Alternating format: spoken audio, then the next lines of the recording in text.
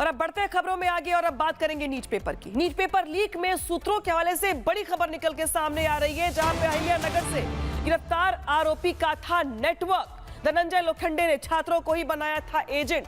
छात्रों को एजेंट बनाकर पेपर लीक किया गया था। पुणे की मनीषा, एक इंजीनियरिंग छात्र पर भी संदेश है। इसके अलावा सीबीआई धनंजय लोखंडे के पूरे नेटवर्क को खंगाल रही है।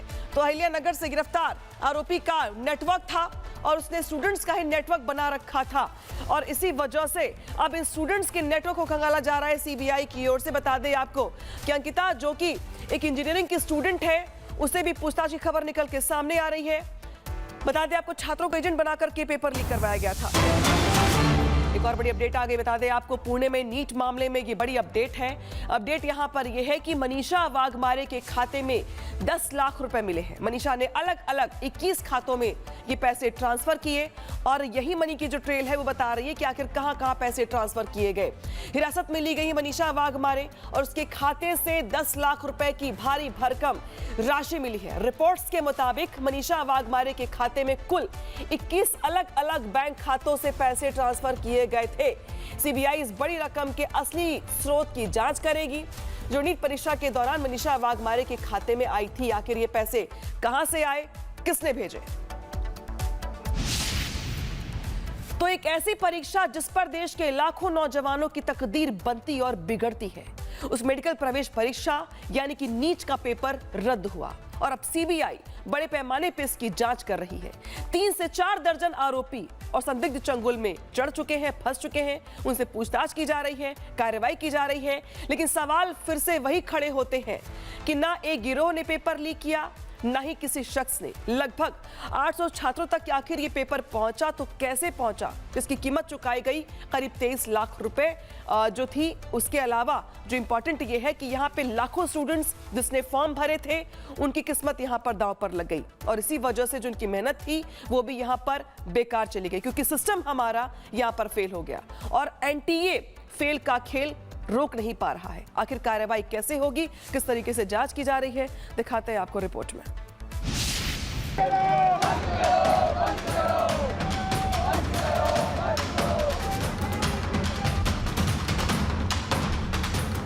देख रहे हैं बच्चों के साथ, बच्चों के भविष्य के साथ खिलवाड़ हो रहा है। हम इसे समझते हैं जैसे रेपिटेडली सेम चीजें हो रही हैं। ये पहली बार नहीं है कि पेपर लीक हुआ है। हमारी मांग है जो एनटीए का तरफ से पेपर लीक हुआ है नीट का, तो इसमें थोड़ी सिक्योरिटी ज़्यादा होनी चाहिए और जो मिडल मैन है उनको ख़त्म करना चाहिए। 2 साल की मेहनत, 200 मिनट की अग्नि परीक्षा, 22 लाख से ज्यादा छात्रों का अरमान, अनगिनत अरमान, सब धरे के धरे रह गए। 3 मई को लगभग 23 लाख छात्र परीक्षा देकर घर लौटे थे। जिन्होंने मेहनत की थी, तैयारी की थी, उन्हें उम्मीद थी कि वो इस परीक्षा में पास हो जाएंगे, डॉक्टर बनेंगे। लेकिन उससे पहले ही 7 मई को पेपर लीक का भंडाफोड़ हो गया। 12 मई को पेपर रद्द हो गया। अब 22 लाख छात्र नई तारीख का इंतजार करेंगे, यानी फिर वही तैयारी, फिर वही तनाव और फिर वही जद्दोजहद और फिर वही पेपर लीक का डर। हमारा इतना अच्छा पेपर गया, रद्द कर दिया गया, क्या मतलब हमारी 1 साल की मेहनत को। हमको तो ऐसा लगता है कि अब जो परीक्षा जो एनटीए कंडक्ट करा रहा है, इसके हाथ में ना देकर किसी और व्यवस्था को दी जाए। ऐसी कार्रवाई होनी चाहिए कि आगे करने वाले कि हाथ कांपने लगे कि ये चीज़ अब दोबारा नहीं करनी है। इसके ऊपर एनटीए को बड़ा से बड़ा एक्शन लेना चाहिए। छात्रों का ये डर और परेशानी सिर्फ इसलिए है क्योंकि कुछ मुट्ठी भर संगठित अपराधियों के गिरोह के सामने 140 करोड़ वाली हुकूमत का इंतजाम और इंतजामिया एक पेपर तक को महफूज नहीं रख पाया, नीट को सिस्टम क्लीन नहीं कर पाया और पेपर लीक हो गया। भंडाफोड़ हुआ कि परीक्षा से 15 दिन पहले ही बायोलॉजी के सभी 90 और केमिस्ट्री के 35 सवाल 5000 से लेकर 28 से 30 लाख तक प्रसाद की तरफ बढ़ रहे थे। पता चला कि पर्चे नासिक में छपे गुरुग्राम पहुंचे, गुरुग्राम से जयपुर, जयपुर से जमवा रामगढ़, वहां से सीकर, सीकर से जम्मू कश्मीर, जम्मू कश्मीर से बिहार, बिहार से केरल और केरल से उत्तराखंड। प्रारंभिक पूछताछ से पता लगा कि सीकर का ही रहने वाला एक स्टूडेंट जो केरल में एमबीबीएस कर रहा था, उस बच्चे के पास उसी के कोई मित्र के द्वारा सीख कर से शेयर करने की जानकारी आई थी। करीब 2 दर्जन से ज़्यादा लोगों को हमने सीबीआई की टीम के समक्ष उपस्थित किया है। अब तक मिली जानकारी के मुताबिक नीट पेपर लीक के इस कांड में 4 मास्टरमाइंड थे जिन्होंने इस घटना को अंजाम दिया। असली मास्टरमाइंड पुणे का धनंजय था, जिसने नासिक के शुभम खैरनार को 10 लाख में पेपर बेचा। शुभम खैरनार ने टेलीग्राम के जरिए लगभग 15 लाख में पेपर हरियाणा के गुरुग्राम में भेजा, जिसमें मुख्य किरदार यश यादव था। यश के जरिए ही पेपर मांगीलाल और दिनेश तक पहुंचा। जमवा रामगढ़ में इस वक्त मेरी मौजूदगी है। जमवा रामगढ़ के जिन 2 लोगों को एसओजी ने हिरासत में लिया, उनका पॉलिटिकल लिंक भी सामने आया।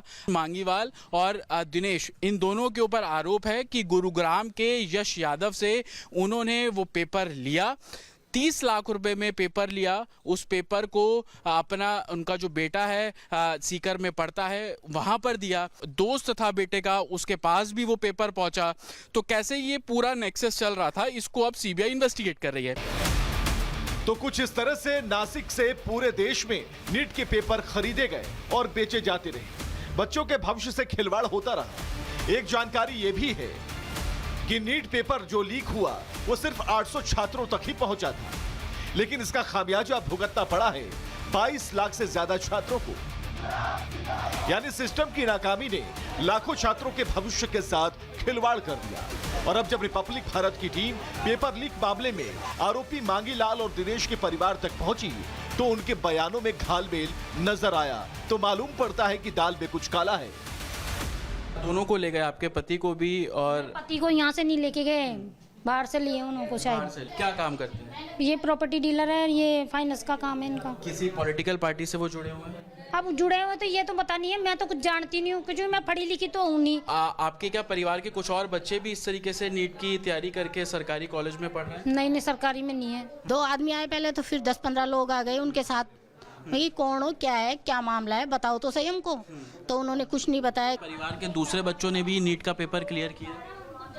मेरे जेठ के 2 बच्चे करे हैं, और उनकी 2 बेटियां वो सिलेक्ट हुई थी, और मेरे 2 बच्चे हैं जो सिलेक्ट हुए हैं। दिनेश जुड़े हुए हैं क्या बीजेपी से? अब ये पता नहीं इनका भी जुड़े हैं कि नहीं जुड़े, ये मेरे को अच्छे से पता नहीं। शिक्षा मंत्री आपके घर पे आए हैं क्या?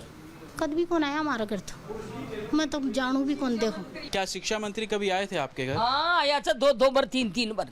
कब आए थे? नरा दिन होगा भाई, अबार तो आए कौन देख। हाँ। एक बार तो आयो तो 2 वर्ष भर पहली, है तो 2 बार आए तो शिक्षा मंत्री आओ जाओ। नीट जैसी परीक्षा जिसमें लाखों परीक्षार्थी हर साल इस परीक्षा में हिस्सा लेते हैं, उसमें धांधली होना, पेपर लीक होना और इस तरफ प्रसाद की तरफ बट जाना कोई मामूली बात नहीं। लेकिन ऐसा हुआ है, और एक बार नहीं बार बार, साल दर साल इस तरह की घटनाएं न सिर्फ सिस्टम पर सवाल उठाती हैं, बल्कि उन लाखों छात्रों के भविष्य को अंधकार में डाल देती हैं जो देश की उन्नति और प्रगति में अहम योगदान दे सकते हैं। Bureau report, Republic Bharat. तो छात्रों के अपने सवाल हैं, लेकिन इस बीच सीबीआई की ओर से भी ताबड़तोड़ एक्शन लिया जा रहा है। और सीबीआई के एक्शन के बाद जिन लोगों को हिरासत में लिया गया है, उनसे पूछताछ में कई चौंकाने वाले खुलासे हो रहे हैं। बात कर रहे हैं मनीषा वाघमारे की। मनीषा वाघमारे से पूछताछ में कई अहम खुलासे हुए हैं। जानकारी ये मिली है कि मनीषा धनंजय एक दूसरे को पहले से ही जानते थे। मनीषा धनंजय के बीच कई बार पैसों का लेन देन हो चुका था। धनंजय लोखंडे, मनीषा वाघमारे ने चैट डिलीट कर दी। पेपर लीक में नाम आने के बाद दोनों ने अपनी ओर से चैट डिलीट कर दी, लेकिन अब सीबीआई ने दोनों के फोन जब्त कर लिए हैं और डिलीट चैट को रिकवर करने की कोशिश की जा रही है, ताकि ये पता चल सके कि आखिर क्या छिपाने की कोशिश की जा रही है चैट के जरिए। इस बीच एक बड़ी खबर आ गई है, जहां पर नीट पेपर लीक मामले की जांच और तेज कर दी गई है। यश के जरिए राजस्थान तक पहुंचा था प्रश्न पत्र। विकास बिवाल से थी यश यादव की पहचान। सूत्र बता रहे हैं कि विकास के पिता ने ही पीडीएफ तैयार की थी। पिता दिनेश ने हार्ड कॉपी को स्कैन किया था। जानकारी ये मिल रही कि सीकर के कोचिंग के कई छात्रों तक पहुंचाया गया था। 3 लाख से 10 लाख रुपए तक में पेपर को बेचा गया था। और जिस तरीके से बता दें आपको कि यहाँ पर यश यादव की जो पहचान थी वो विकास बिलाल से पहले से ही करवा दी गई थी।